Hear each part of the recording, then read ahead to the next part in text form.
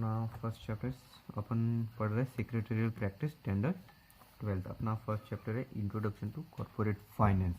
ठीक है, मीनिंग सबसे पहले अपन पढ़ेंगे मीनिंग, बाद में इंपॉर्टेंस पे जाएंगे, बाद में capital requirement, fix capital and working capital. पर ये हम आज नहीं करेंगे, हम पूरा आज इंपॉर्टेंस पढ़ लेंगे, बाद में हम पूरा सेकंड पार्ट में अपन कैपिटल रिक्वायरमेंट कंप्लीट करेंगे। ठीक है, आज हमको बस यहाँ मीनिंग कंप्लीट करना है और इम्पोर्टेंस। ठीक है, तो अभी अपन इंट्रोडक्शन से स्टार्ट करते हैं। ठीक है, देख लेता एक बार सेटअप सब। ठीक है, ठीक है, वही introduction. The term finance is related to money and money management. देखो आपण म्हणजे introduction to corporate finance. Corporate finance म्हणजे कॉर्पोरेट फायनान्स जे आहे ते कॉर्पोरेट म्हणजे ऑर्गनायझेशन, कंपनी. आपण पूर्ण हे जे रिलेटेड आहे कंपनीशी रिलेटेड आहे आणि फायनान्स कंपनी कशी फायनान्स प्रोव्हाइड करणार आहे हे पूर्ण त्याच्याशी रिलेटेड आहे. ठीक आहे, तर आपण इंट्रोडक्शन करत आहे. The term finance is related to money and money management. The term finance आहे ते मनी आणि मनी मॅनेजमेंट सोबत रिलेटेड आहे. It is related to inflow and outflow of money. आणि याच्यात हे पण सांगितलं आहे की ते कसं मनी इन्फ्लो अँड आउटफ्लो करते, कसं पैशाची घेण देण. ठीक आहे, success of any business organisation depends upon the efficiency with which it is able to generate and use funds.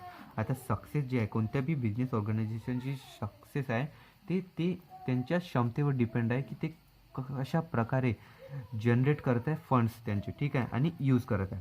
Henry Ford rightly said money is an arm or leg. Henry Ford राईटीने म्हटलं आहे की मनी जे आहे ते बिझनेसचे हात किंवा पाय आहे. जर तुम्ही याला वापरणार नाही तर ते तुम्ही त्याला गमवून टाकणार. ठीक आहे ना, तर असं हेनरी फोर्डनी म्हटलं आहे. कारण की जर तुम्ही बिझनेसमध्ये पैसे यूजच नाही करणार, फक्त ते सांभाळून ठेवणार, तर त्याचा काही उपयोग नाही. ठीक आहे ना, तर आता आपला आला आहे कॉर्पोरेट फायनान्स. आता आपण कॉर्पोरेट फायनान्सचे मिनिंग घेणार आहे. ठीक आहे,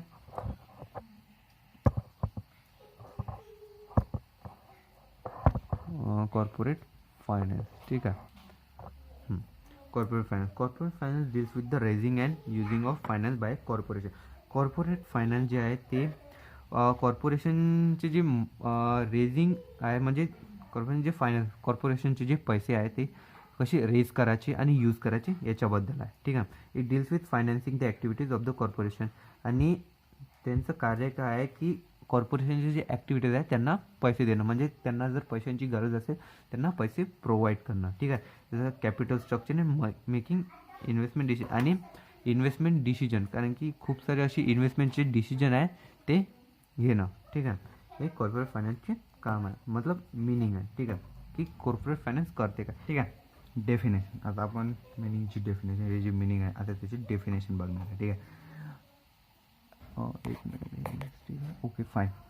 Henry Hoagland expresses the view that corporate finance deals primarily with the acquisition and use of capital by business corporate. आता हेनरी होगलँडने एक व्ह्यू एक्सप्रेस केला, कॉर्पोरेट फायनान्स करते. कॉर्पोरेट फायनान्स जे आहे ते मुख्यतः जे आहे की कॅपिटलला एक्वायझेशन म्हणजे कॅपिटल विकत घेऊन जर बिझनेस कॉर्पोरेशनसाठी प्रॉपर यूज कसे करतात याच्याबद्दल पूर्ण कॉर्पोरेट फायनान्स याच्याबद्दल आहे. ठीक आहे, the term corporate finance also include financial planning. Corporate finance जे आहे याच्यामध्ये पूर्ण फायनान्शियल प्लॅनिंग असतात. ठीक आहे, पैशाशी रिलेटेड पूर्ण प्लॅनिंग हे जे फायनान्शियल प्लॅनिंगमध्ये असते, जसं की study of capital market, money market and share market. ठीक आहे, याच्यामध्ये हे पूर्ण फायनान्शियल प्लॅनिंगमध्ये येत असतं. It also covers capital formation and foreign capital. ठीक आहे, हे पूर्ण कॅपिटल फॉर्मेशन आणि म्हणजे हे जे आहे कॅपिटल फॉर्मेशन फॉरेन कॅपिटल याला पण कव्हर करत असतात. ठीक आहे, even financial organisation and banks play vital role in corporate finance. आता फायनान्शियल ऑर्गनायझेशन आणि बँक पण जे आहे ते खूप असं इम्पॉर्टंट रोल प्ले करत असतात. फायनान्शियल म्हणजे एका फर्मला फायनान्स प्रोव्हाइड करत असतात. ठीक आहे, फायनान्शियल ऑर्गनायझेशन म्हणजे पैशासाठी हेल्प करत असतात. द फायनान्स मॅनेजर, कोणत्या बी कंपनीचा जर कोणता पण ऑर्गनायझेशन जर जेव्हा फायनान्स मॅनेजर येत असतो, म्हणजे जो आपल्याला फर्म देणार आहे, पैसे देणार आहे. ठीक आहे, तर असं समजा आपण फायनान्स मॅनेजर आहे आणि आपण एका कंपनीला पैसे देणार आहे. ठीक आहे, फायनान्स मॅनेजर आपण पैसे देणार, आपल्यापाशी खूप सारा पैसा आहे. ठीक आहे, हे इमॅजिन करा. ठीक आहे, the firm has adequate finance. आपण कोणत्या पण फर्मला पैसे द्यायच्या अगोदर हा विचार करणार की त्यांच्याकडे म्हणजे आवश्यकतेनुसार पैसे आहे का, ठीक आहे.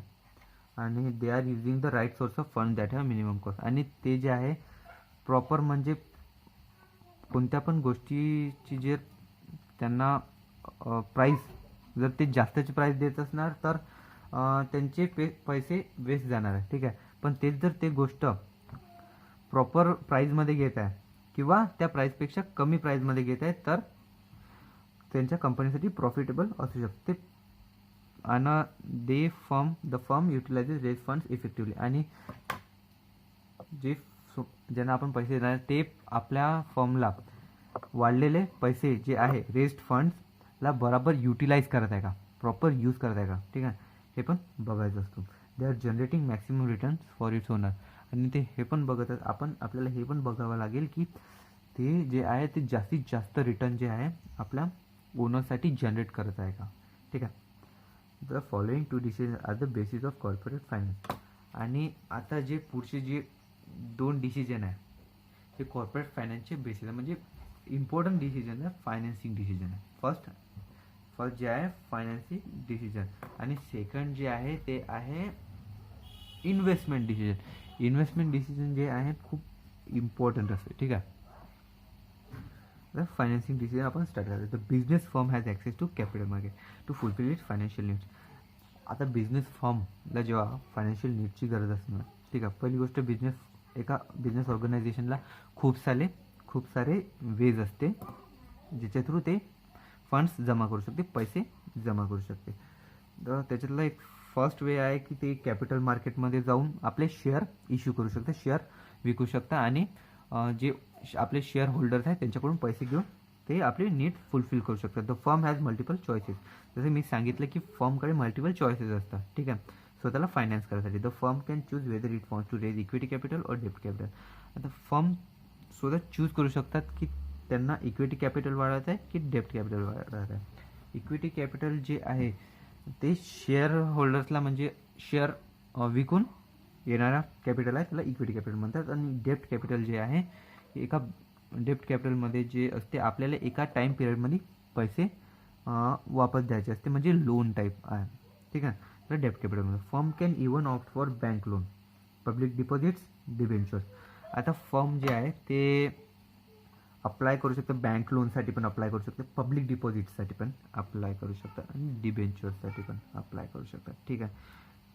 टू रेज फंड्स वाढवण्यासाठी. The finance manager ensure that the firm is well capitalise. आता फायनान्स मॅनेजर जे आहे म्हणजे आपण इमॅजिन केलं की आपण फायनान्स मॅनेजर आहे. आता आपण ज्याला पण लोन देणार आहे, ठीक आहे, तर आपण काय बघणार, आपण हे बघणार की आपण याला लोन तर देत आहे पण का याची क्षमता आहे की हा आपल्याला लोन वापस देऊ शकते, ठीक आहे. जर हा आपल्याला लोन वापस देऊ शकत असणार, ठीक आहे, तेव्हाच आपण त्याला लोन प्रोव्हाइड करणार, ठीक आहे. आणि बँक पण तेच काम करते. तर they have right amount of capital and that the firm has right combination. आणि ते हे पण बघत असतात की त्याच्यापाशी राईट अमाऊंट ऑफ कॅपिटल आहे का. जर याच्याकडून पैसे वापस भरणं नाही झाले तर त्याचे कॅपिटल, त्याचा ॲसेट्स आपण विकून आपले पैसे आपण भरून घेणार, ठीक आहे, छीन लेंगे पैसा, ठीक आहे. हे झालं फायनान्सिंग डिसिजन. आता आहे इन्व्हेस्टमेंट डिसिजन, ठीक आहे. बघा फायनान्सिंग डिसिजन झालं. फायनान्सिंग डिसिजनमध्ये काय सांगितलं की फंड्स कसे वाढवायचे, ठीक आहे. आणि मग इन्व्हेस्टमेंट डिसिजनमध्ये हे सांगत आहे की when the business firm has gain access to capital. आता बिझनेस फर्मनी कॅपिटलवर ॲक्सेस गेन केला आहे, कसं कॅपिटल वाढला आहे, ठीक आहे, म्हणजे प्रॉफिट झाला आहे बिझनेसला. The finance manager has to take decision regarding the use of the funds in systematic manner so that it will bring maximum return for its owners, ठीक आहे. की द फायनान्स मॅनेजर आता त्याला डिसिजन घ्यायला लागेल, ठीक आहे, की आता प्रॉफिट तर झाला आहे बिझनेसला, तर आता ते सिस्टमॅटिक मॅनरमध्ये प्रॉपर वेमध्ये ते असं कशा जागेवर इन्व्हेस्ट करणार पैसे, ठीक आहे, की ज्याच्या थ्रू एका ओनरला मॅक्सिमम जास्तीत जास्त रिटर्न मिळू शकणार, ठीक आहे. आणि कोणता पण कोणती पण कंपनी हेच बघणार. ठीक आहे, आता तुम्ही समजा बिझनेस स्टार्ट केला तर तुम्ही पण स्वतःचा प्रॉफिटचाच विचार करणार की जास्तीत जास्त प्रॉफिट मिळाला पाहिजे. For this the firm has to take into consideration the cost of capital. आणि याच्यासाठी आपल्याला आपल्या कॅपिटलचा जो कॉस्ट आहे याचं कन्सिडर करून घ्यावं लागते की किती कॉस्ट आहे. ठीक आहे, once they know the cost of capital, जेव्हा त्याला कॉस्ट ऑफ कॅपिटल कन्फर्म होऊन जातो, firm can deploy use the funds in such a way that returns are more than cost of capital. आणि मग त्याला जर कॉस्ट ऑफ कॅपिटल माहीत झाला आणि त्याच्यानंतर मग ते फर्म इन्व्हेस्टमेंट करून टाकतात अशा जागेवर ज्याच्यापासून कॉस्ट ऑफ कॅपिटलच्या कॉस्टपेक्षा जास्त त्याला पैसे वापस मिळणार. ठीक आहे, finding investment and deploying them successfully in the business is known as investing decision. आता प्रॉपर जागेवर इन्व्हेस्ट कुठे करायचं हे फाईंड केल्यानंतर आणि याला डिप्लॉय कुठे करायचं हे डिसिजन याला म्हणतात इन्व्हेस्टिंग डिसिजन. ठीक आहे, it is also called as capital budgeting. याला कॅपिटल बजेटिंग पण म्हणता येते. ठीक आहे, आता 1.2 इम्पॉर्टन्स ऑफ कॉर्पोरेट फायनान्स. ठीक आहे, आता आपल्याचं मिनिंग कंप्लीट झालं आहे. ठीक आहे, आता आपलं चालू इम्पॉर्टन्स. ठीक आहे, पार्ट 2. ठीक आहे, इम्पॉर्टन्स ऑफ कॉर्पोरेट फायनान्स. तर in the functional management of business enterprise importance is given to production, finance, marketing and personal activity. आता पहा, बिझनेस एंटरप्राइजमध्ये तुम्ही जास्तीत जास्त लक्ष याच्याकडे देत असतात की प्रोडक्शन कसं चालू आहे, सामान आपला प्रोडक्ट बनत कसं आहे, प्रोडक्शन कसं चालू आहे, त्याला किती पैसे चालले, finance, marketing and personal activities. ठीक आहे, मार्केटिंग करणे आणि personal activities. Among all these activities almost importance is given to financial activity. आणि ह्या सगळ्या ॲक्टिव्हिटीजमध्ये सर्वात जास्त इम्पॉर्टन्स कोणत्या ॲक्टिव्हिटीला दिलं जाते ते आहे फायनान्शियल ॲक्टिव्हिटीज, पैशाची ॲक्टिव्हिटीज. याला सर्वात जास्त इम्पॉर्टन्स दिले जाते. The importance of corporate finance may be discussed as follows. आणि कॉर्पोरेट फायनान्सचे जे इम्पॉर्टन्स आहे हे डिस्कस केल्या जाते अशा प्रकारे. ठीक आहे, helps in decision making. Helps in decision making most of the, आता डिसिजन मेकिंगमध्ये हेल्प. ठीक आहे, most of the important decisions of business enterprise are determined on the basis of availability of funds.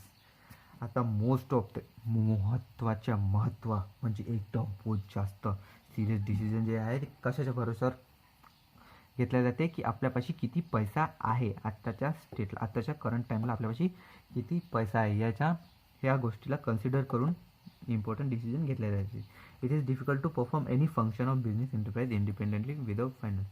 आता हे खूप कठीण गोष्ट आहे, लगभग इम्पॉसिबलच मी म्हणून घेतो की कोणती पण बिझनेस ॲक्टिव्हिटी जे आहे ती तुम्ही इंडिपेंडेंटली आजादीपूर्वक नाही करू शकत जर तुमच्यापाशी पैसा नसेल. In the business is needed to be taken keeping in view of its impact on profitability. आता कोणत्या पण बिझनेसमध्ये ही गोष्ट डोक्यात ठेवून प्रॉफिटेबिलिटी डोक्यात ठेवूनच डिसिजन घेतल्या जाते. ठीक आहे, हा यार पाणी सांडत आहे वरतून. ठीक आहे, पण का करू शकतो. हां, ही प्रॉफिटेबिलिटी लक्षात ठेवूनच कोणता पण डिसिजन घेतल्या जाते. There may be number of alternative but the management is required to select the best one which will enhance profitability. आता एका बिझनेसमध्ये खूप सारे एम्प्लॉईज राहते, खूप प्रत्येकाचं डोकं अलग चालते, प्रत्येकाची डिफरंट आयडियाज असते, पण प्रत्येकाची आयडिया आपण सिलेक्ट नाही करू शकत. आपल्याला जो बेस्ट आयडिया आहे त्याच्या through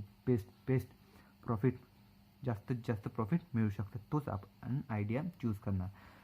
business organisation can give green signal to the project only when it is financially viable.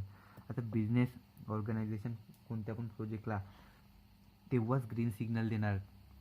Green signal म्हणजे जायचं सिग्नल. ठीक आहे, तेव्हाच देणार जेव्हा ते आपल्याला असं कंपनीला असं वाटेल की हे जे प्रोजेक्ट आहे ते जास्तीत जास्त प्रॉफिट आणून देणार फ्युचरमध्ये. ठीक आहे, तेव्हाच त्याला ग्रीन सिग्नल दिलं जातं. Thus corporate finance plays significant role in decision making process. अशा प्रकारे कॉर्पोरेट फायनान्स जे आहे इम्पॉर्टंट रोल प्ले करते डिसिजन मेकिंगमध्ये. ठीक आहे, आता point 2 helps in raising capital for a project. आता प्रोजेक्टसाठी वाढतं कॅपिटल कसं हेल्प करते. ठीक आहे, whenever a business firm want to start a new venture. आता बिझनेस फर्मला काही नवीन स्टार्ट करायचं आहे, it needs to raise capital. याच्यासाठी वाढलेलं कॅपिटल लागते. ठीक आहे, कॅपिटल वाढवायची गरज असते. Business firm can raise funds by issuing share. आता बिझनेस फर्मला फंड्स वाढवासाठी शेअर इश्यू करावे लागते शेअर मार्केटमध्ये, debentures, bonds or even taking loan पण घ्यायला लागते बँके थ्रू. ठीक आहे. आता याच्यात काही जास्त सेकंड पॉईंटमध्ये जास्त आहे नाही की बँक आपले शेअर कसे फंड्स कसे वाढवते जेव्हा त्याला नीड्स असणार. ठीक आहे. Helps in research and development. आता रिसर्च अँड डेव्हलपमेंट. ठीक आहे. Research and development must be undertaken for the growth and expansion of business. Research development जे आहे आता ह्या टाईममध्ये रिसर्च डेव्हलपमेंटवर खूप जास्त लक्ष देण्यात येत आहे. ठीक आहे. कोणत्या पण बिझनेसच्या ग्रोथसाठी त्या बिझनेसबद्दल आपल्याला प्रॉपर रिसर्च, ह्या प्रोडक्टबद्दल आपल्याला रिसर्च माहीत असलं पाहिजे. ठीक आहे. बिझनेस वाढवण्यासाठी detail technical work is essential for the execution of project. आणि डिटेल म्हणजे एकदम डिटेल्ड आपल्याला पूर्ण माहिती आणि टेक्निकल वर्क असणं आवश्यक आहे कोणत्या पण प्लॅनला एक्झिक्यूट करण्यासाठी. ठीक आहे. तुम्ही प्लॅन बनवून ठेवला पण तुमच्यापाशी एक्झिक्युशनच नाही तर तो प्लॅन युजलेस आहे. ठीक आहे. Research and development is lengthy process and therefore funds have to be made available throughout the research work. आता रिसर्च अँड डेव्हलपमेंट जे आहे ते खूप मोठी प्रोसेस आहे आणि त्याच्यासाठी फंड्स जे आहे अवेलेबल करून ठेवावं लागते. ठीक आहे. आणि त्यासाठी खूप पैसा पण लागते. ठीक आहे. This will require continuous financial support. आणि याच्यासाठी कंटिन्युअस फायनान्शियल सपोर्ट लागते. Many a time company has to upgrade its old product. आणि खूप वेळा कंपनीला आपला ओल्ड प्रोडक्ट अपग्रेड करावं लागते आणि न्यू प्रोडक्ट मार्केटमध्ये लॉन्च करावं लागते. त्याच्या थ्रू कन्झ्युमर्स जे आपले कस्टमर्स आहेत जे प्रोडक्ट विकत घेतात त्यांच्या माइंडमध्ये आपल्या प्रोडक्टबद्दल अट्रॅक्शन वाढलं पाहिजे. For this company has to conduct survey. आणि याच्यासाठी कंपनीला सर्वे कंडक्ट करावं लागते. म्हणजे खूपसे सर्वेज जे आहे ते कंपनी कंडक्ट करत असतात.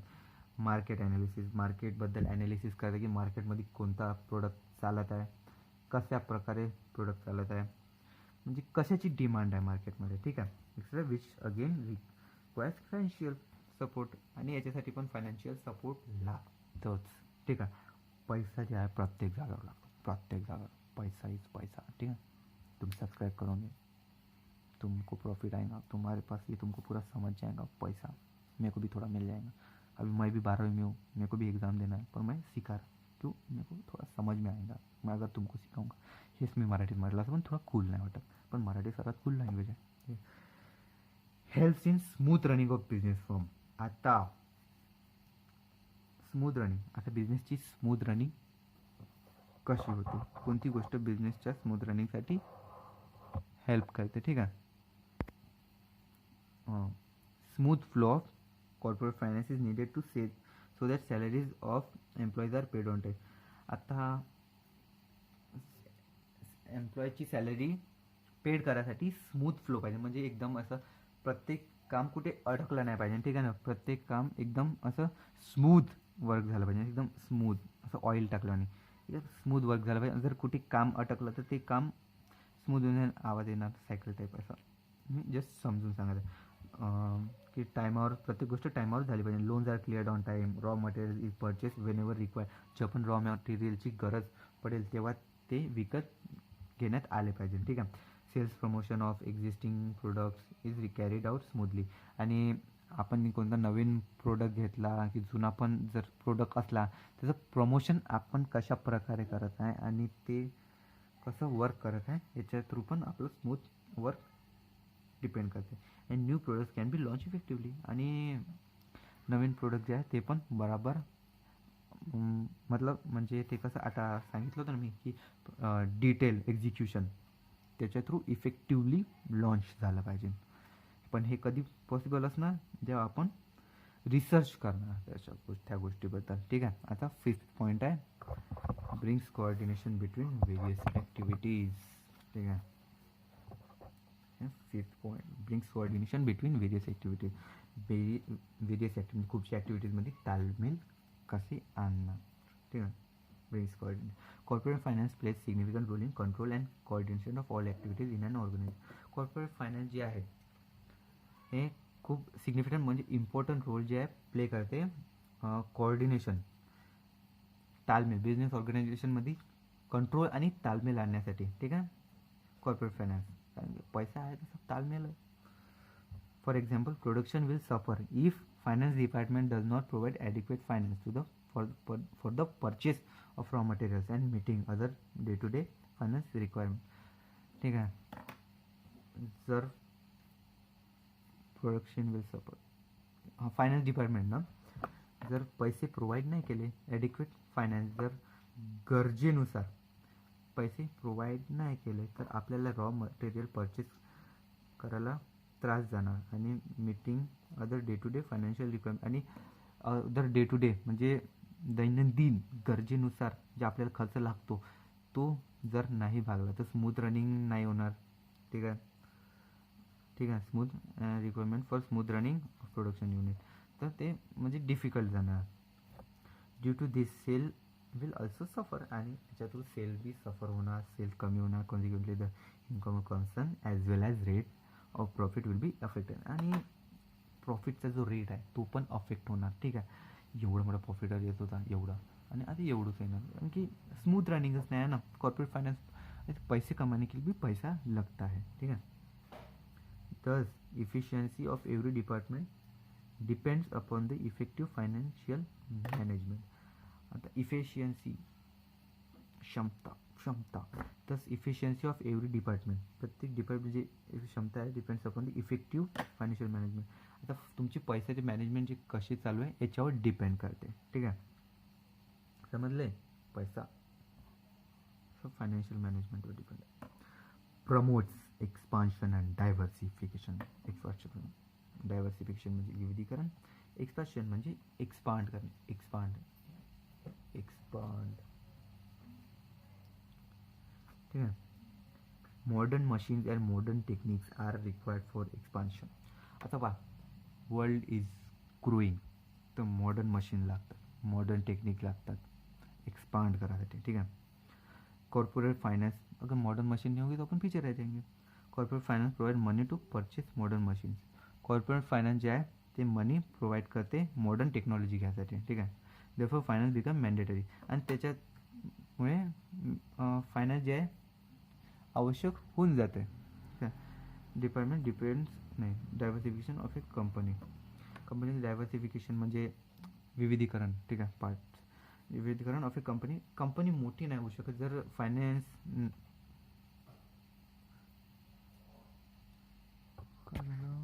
Flash disabled. अरे यार shit, battery issues.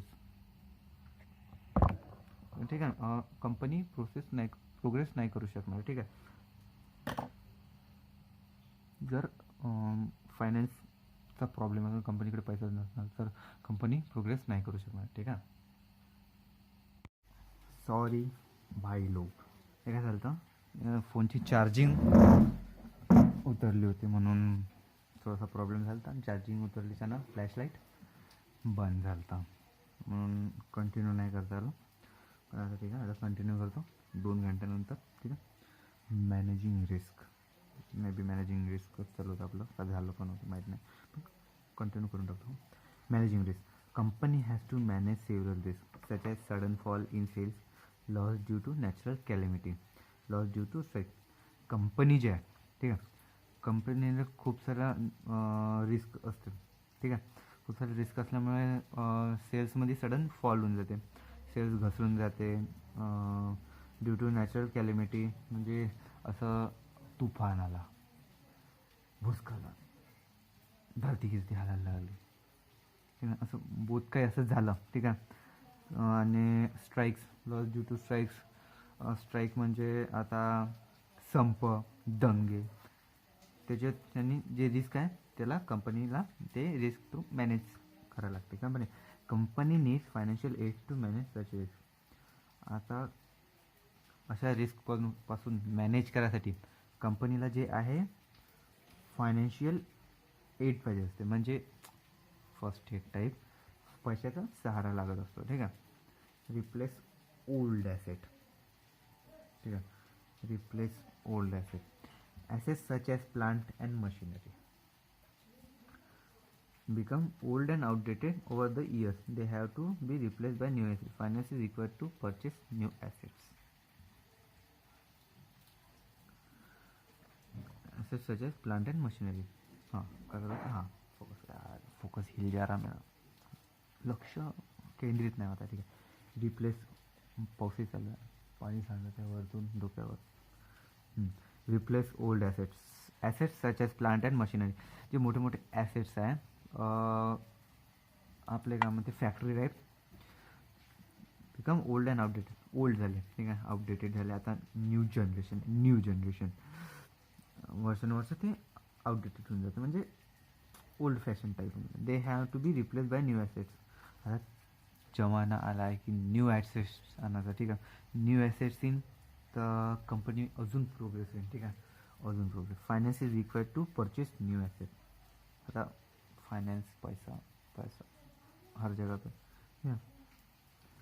Payment of dividend and interest. आता dividend payment and interest. Finance is needed to pay dividend to share holder.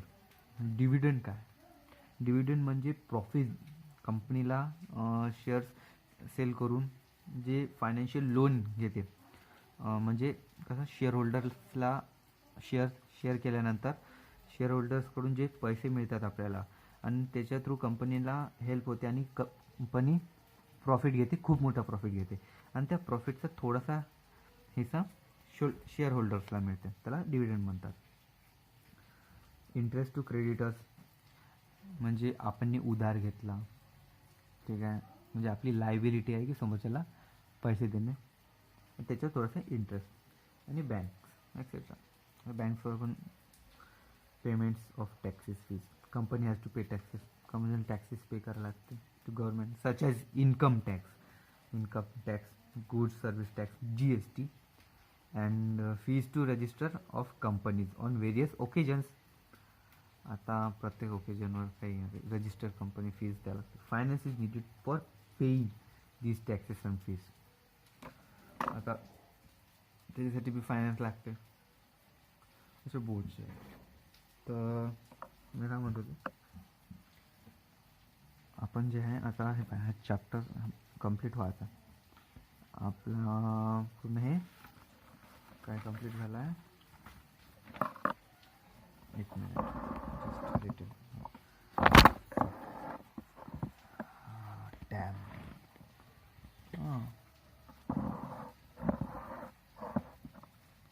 आपलं मिनिंग आणि इम्पॉर्टन्स क्लिअर झालं. आता आपल्याला कळलं कॅपिटल रिक्वायरमेंट, कॅपिटल स्ट्रक्चर. हे आपण नेक्स्ट पार्टमध्ये कंप्लीट करू शकतो. ठीक आहे. तर मिनिंग आणि इम्पॉर्टन्स क्लिअर झालं. तर आपला नेक्स्ट जे राहणार कॅपिटल रिक्वायरमेंट. मग हे नंतर फर्स्ट पूर्ण चॅप्टर क्लिअर झाल्यानंतर आपण इकॉनॉमिक्सची स्टडी करू. ठीक आहे. इकॉनॉमिक्सची स्टडी म्हणजे मी असं पूर्ण सिरीज घेतो, जशी ट्युशनचे सर नाही घेतला तशी पूर्ण ही सिरीज घेते. मग इकॉनॉमिक्स झाल्याच्यानंतर मी इकॉनॉमिक्स SP तर होऊन जाणार आपला फर्स्ट, मग इकॉनॉमिक्स, मग OC, नाहीतर अकाउंट्स, त्याच्यानंतर OC. ठीक आहे. असे पूर्ण 4 मी कंप्लीट करून घेऊन येणार आहे. ठीक आहे. मग म्हणजे तुम्हाला पूर्ण समजून जाणार, आणि एक एक सिंगल करून 4-5 महिन्यात आपला पूर्ण कोर्स कंप्लीट होणार आहे. ठीक आहे. मी प्लेलिस्ट पण बनवणार. ठीक आहे. Thank you. Like, share and subscribe. मला थोडासा सपोर्ट लागेल मेंटली कंटिन्यू करायसाठी, नाही तर जर सपोर्ट नाही मिळणार तर मी म्हणजे कोर्स मध्यात पण सोडून देऊ शकतो. तर support, like, share, subscribe. Bye.